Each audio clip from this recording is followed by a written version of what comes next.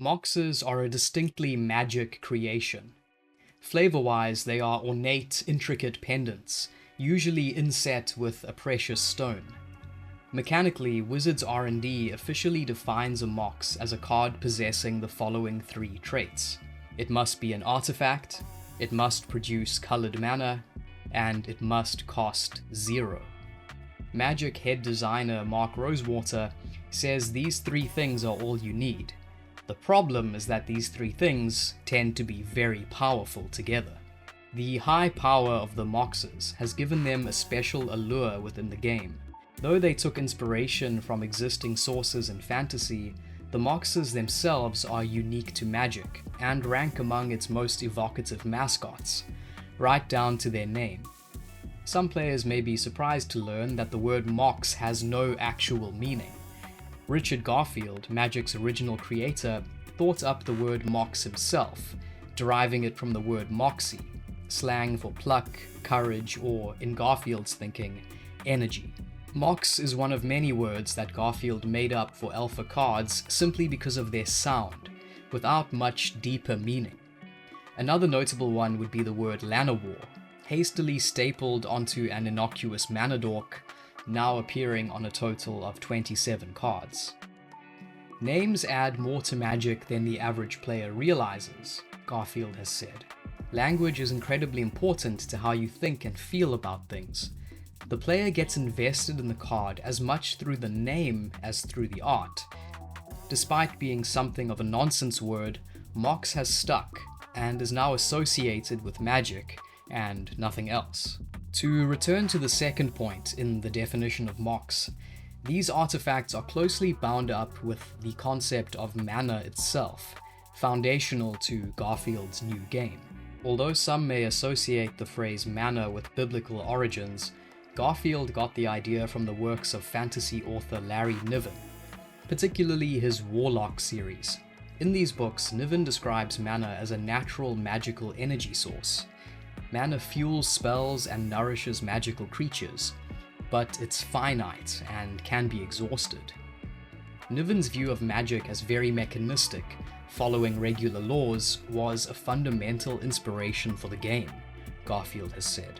The original Moxes, along with Black Lotus, were thus meant to be sources or focusing points for this new game's magical resource. These free trinkets provide a massive, perhaps even game-winning acceleration to a player's mana. At first glance, it might seem odd that in a world of spellcraft, rituals, and ancient monoliths, such power would be associated with jewelry. But in fact, magical jewelry has a long history in fantasy, folklore, and mythology. It goes back thousands of years to objects like Plato's Ring of Gyges, which could grant its wearer invisibility. The 1001 Nights also feature rings empowered by Jinn, or with the power to control demons. Then there's Wagner's Rings of the Nibelung, about magical artifacts that ultimately bring about the downfall of the gods. Magical gems, jewels, amulets, and pendants have also been mainstays in fantasy fiction, and more recently, video games. Mara's Kaleidoscope is a famous item from the RPG Diablo 2, while recent examples in books include Slytherin's Locket, Gaunt's Ring, and Ravenclaw's Diadem in Harry Potter. The most notable of all is J.R.R. Tolkien's One Ring. Classic art, too, is replete with pendants, amulets, and talismans. It's not surprising that ancient people might have attributed supernatural or otherworldly powers to these artifacts. Such jewelry would have been an intense display of power and wealth, containing precious materials worth more than entire tribes. Even without having any magical powers tacked on, such items would have been intimidating in their splendor. A notable example is a 20,000-year-old elk tooth pendant found in Siberia.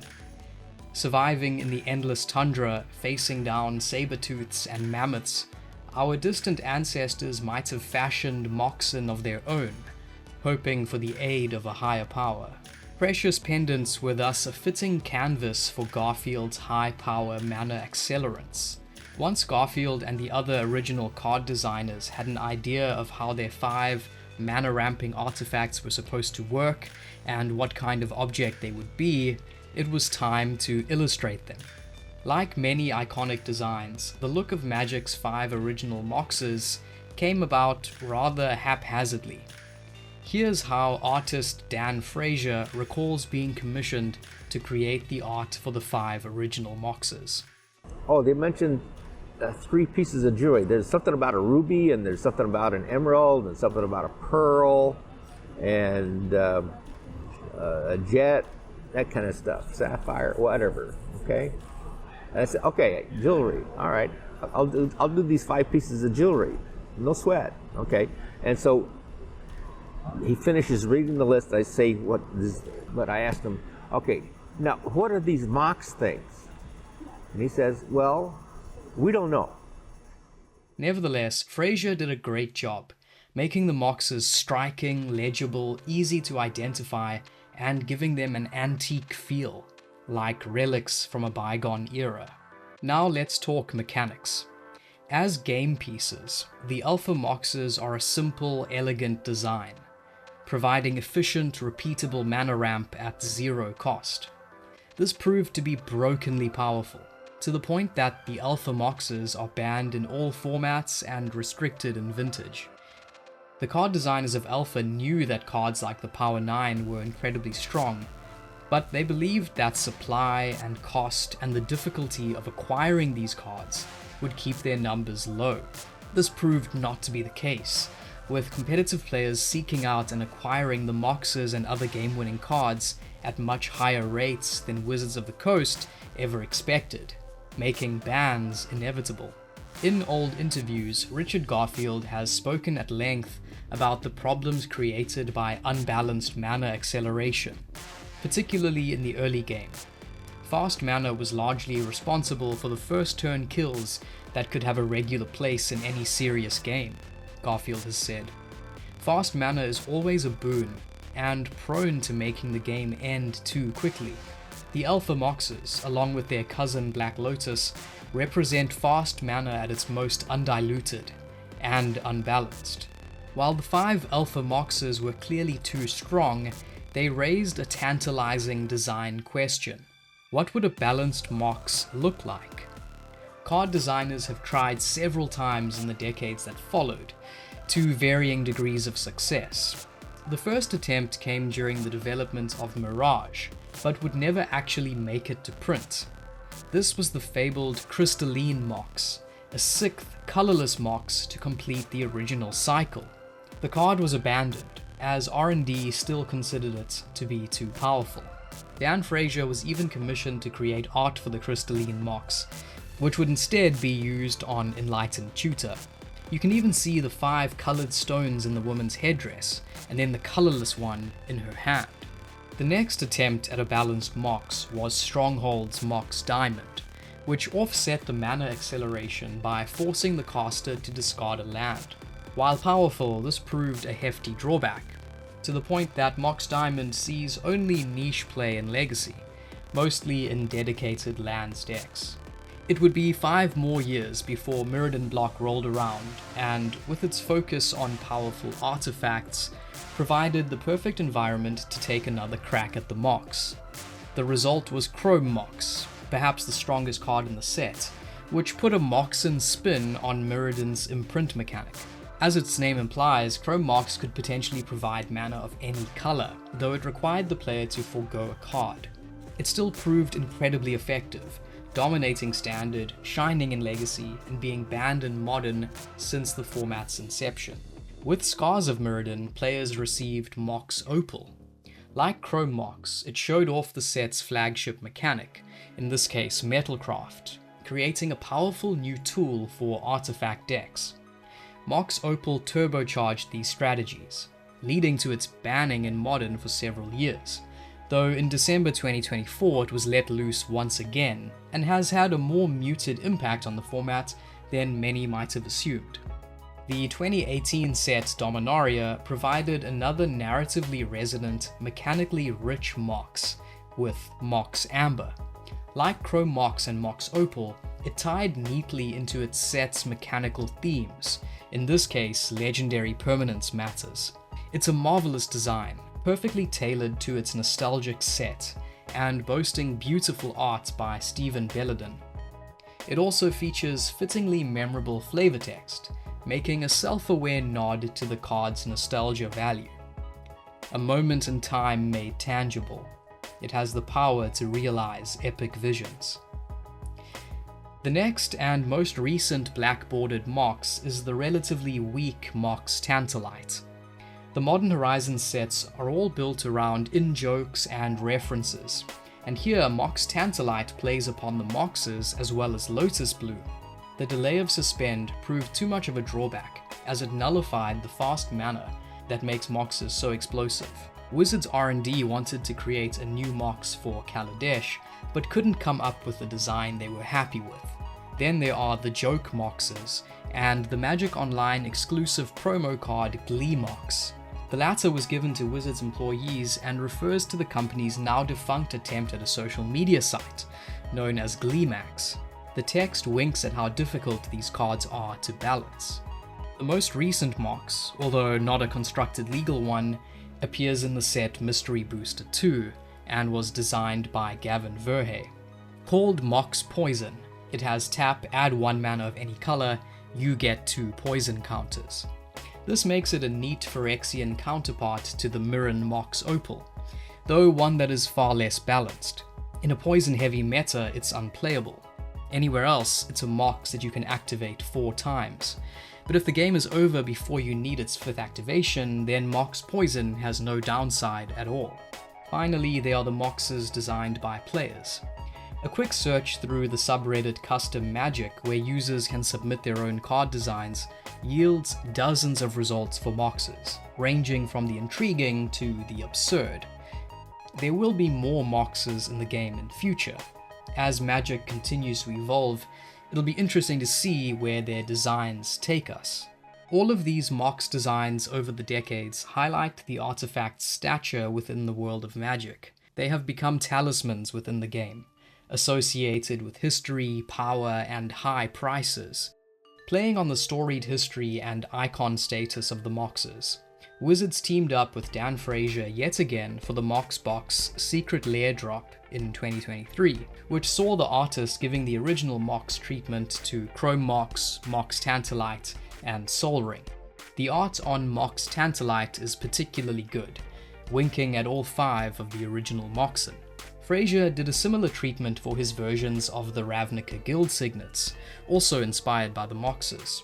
The resulting art is some of the best of any mana rocks out there, doing a particularly good job at representing the fusion of 2 colors of magic. The martial Boros Signet and brutally simple Gruul one are standouts for me. The same applies to Dan Frazier's artworks for the Talisman Cycle. These images are simple and beautiful, brilliantly capturing the spirit of the Alpha Moxes. Yet they are more refined and accomplished than their Alpha ancestors, reflecting Frazier's continued development over decades of work. Talisman of Dominance in particular is a brilliant rendering of ooze-like black mana corrupting blue, while Talisman of Hierarchy puts a dark spin on a Fabergé egg. But Frazier isn't the only artist who's worked on the original Moxes. Vulcan Barger also reimagined the cards in the late 2000s as prizes for the Vintage Championships. He takes a fantasy realist approach to them, creating 5 gorgeous, evocative, modern updates to the Alpha 5. Mox Pearl glows before a cloistered archway, Mox Sapphire glimmers in front of the disturbed seas of Zendikar, Mox Ruby is held in gloved hands against a glowing forge, Mox Emerald appears to be the sacred heirloom of an elvish village, while blackened hands grip Mox Jet above what looks to be a grim altar. A decade later, the Vintage Championships would offer as prizes new oversized versions of the Alpha Moxes with artwork by Raoul Vitali, who also worked on the Guild Cluestones. He takes a more radical approach than Barger, abandoning the pendant design completely, instead depicting the Moxes as floating spherical gems. While this departure may be too much for purists, he succeeds in giving the Moxes a grandeur that fits their icon status. Vitali himself has said that he strove to give the artworks a sense of reverence. My favorite is his grim art for Mox Jet, set against a swamp and a wall adorned with bones. Few artworks scream the word black so intensely. Other artists like Siddharth Chaturvedi, Jarrell Threat, and Eric Wilkerson have also put their own spin on the original Moxen in recent years. The 5 alpha Moxes are thus the progenitors of an entire magic archetype, the Mana Rock. Spanning signets, talismans, obelisks, banners, clue stones, relics, soul rings, commander's spheres, and more, Mana Rocks are an enduring part of the game, showing up in competitive and casual formats alike. But Mana Rock's significance in Magic goes beyond their utility as game pieces. From a flavor perspective, they are among the game's purest embodiments of mana and what mana means. The 5 colors have personalities. They are associated with emotions, beliefs, aesthetics, philosophies, strategies. They are ideals. Whether it's unity or ingenuity, dominance or decadence, Mana Rocks are an attempt to give these ideals physical form. A vivid recent example of this comes in the Modern Horizons 3 reprints of the medallions, which, while not quite Mana Rocks themselves, are close in that they are cheap artifacts that reduce the mana costs of spells. But what's notable about them in this context is that they each bear flavor text that sums up the essence of each color. It is the imposing heft of a ruler's scepter, the stench of death after a victory in battle, and the mournful wail of an enemy kneeling in supplication. It is power. It is the warm glow of the setting sun at journey's end, the scent of the evening meal crackling over a fire, and the cacophony of a raucous song shared over tankards of mead. It is freedom. It is a sun-dappled glade in the morning, the aroma of spring's first blossoms, and the melody of birds chirping in a joyful chorus. It is life. It is the glimpse of a new horizon beyond the hills, the briny taste of salt spray off a ship's hull, and the whisper of pages turning in a new book. It is discovery. It is a helping hand reaching out to the downtrodden, the acrid sweet tang of burning incense during prayer, and the harmony of voices uplifted in unison. It is faith. It's this essence that every Mana Rock, from the Moxes to Arcane Signet, reaches toward. The multicolor Mana Rocks go even further, representing the collision of 2 or more colors. These Mana Rocks and their meanings have grown more sophisticated over the decades, but their seeds were sown with the Alpha 5. Dan Frazier wouldn't have been familiar at the time with the full philosophy behind each color of magic, but nevertheless his Mox artworks do hint at the fundamentals of their respective colors. Mox Emerald is nestled within the claws and fangs of a little creature, fitting the spirit of green, while Mox Jet is a pure void, and Mox Ruby's design is subtly more chaotic, both in the jewel itself and in its swirling background. As totems of mana, the original Moxes are a pretty good first attempt. In this regard, they speak to a broader point about the style and flavor of magic and its central resource. While Garfield's conception of mana drew on the work of Larry Niven, Niven in turn was likely inspired by ideas of mana from Polynesian cultures. In his 1947 book The Heathens, Primitive Man and His Religions, Harvard anthropology professor William Howells describes mana as follows. Typically, mana is a sort of essence of nature. It is not a spirit, and it has no will or purpose of its own. Mana was believed to be indestructible, although it might be dissipated by improper practices. It came originally from the gods. Nevertheless, it was not possessed by them any more than by any other being or substance, but was independent of them all. It flowed continually, from heavenly things to earthbound things, just as though from a positive to a negative pole. It came to the people through the chiefs, who were the direct descendants of the gods, and the chiefs kept it and conducted it to whatever function needed it. Ceremony, war, or agriculture. It was not a privilege of the chief that he had so much mana. It was rather his function in the scheme of things to serve as reservoir and transmitter of it. When playing a game of Magic, we are the reservoir and transmitters of mana, and mana rocks are the tools that aid us in this. For all these reasons and more, the Moxes remain a wonderful piece of Magic history, and rank among its most enduring symbols. Perhaps more directly than any other cards, they speak to the fundamentals of the game, mana, and what the player can do with it. Thanks for watching.